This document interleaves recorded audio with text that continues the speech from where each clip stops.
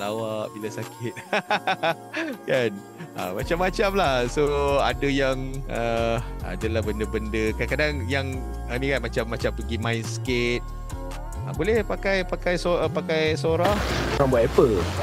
Kau buat apa? Yang ini saya cuba buat apa lagi ni? Bila angkat je bungkusan ni, bau coklat terus naik. Rangup, penuh coklat. Kombinasi serbuk arang dan biji chia, dia buat setiap gigitan terasa unik. Nikmat sampai habis. Chia Cold Cookies daripada Sugarland. Rasa hebat, rasa sihat. Bila angkat je bungkusan ni. Itu contoh. Ni antara yang dihasilkan lah. Saya kejap lagi saya sebenarnya nak tunggu ni. Alamak, lama sikit lah kan. Kira so dan dia sekarang dalam sistem ni dia pun ada apa kita panggil macam media sosial lah, macam ala-ala TikTok lah. So kita boleh hantar lah. Ini contoh ada benda yang macam contoh saya buat satu lagi ni macam iklan 80-an. Kawan saya Razman, the real estate negotiator with deals so cool, he made the team. Let's close that contract, Razman. Clip on his power phone, snap open the deal case, and seal the blueprint. He sold the tower. Introducing Kawan saya Razman. Ini contoh.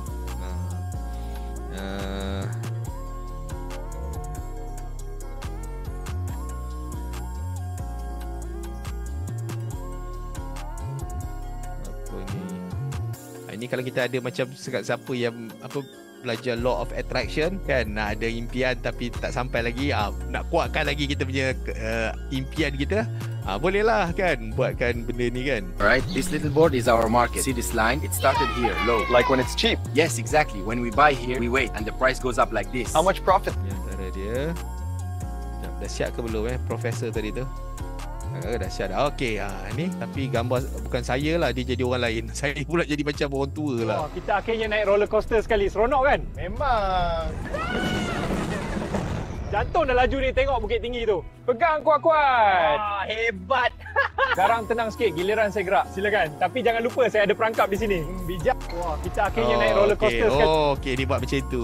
Betul lah, make logic juga. Saya ingatkan mungkin saya kena arahan tu kena bagi betul-betul lah supaya betul-betul main catur atas ni. Tapi tadi dia quite simple dia gunakan common sense, logic. Lepas habis main roller coaster baru main catur So itu daripada Sora.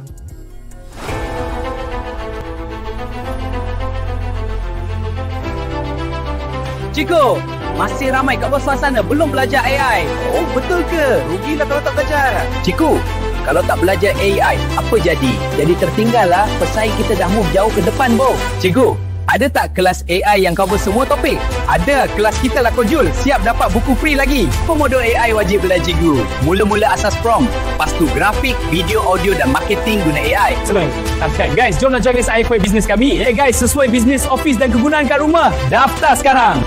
RM30 je guys. Masukkan alamat, kami hantar buku ini ke rumah anda.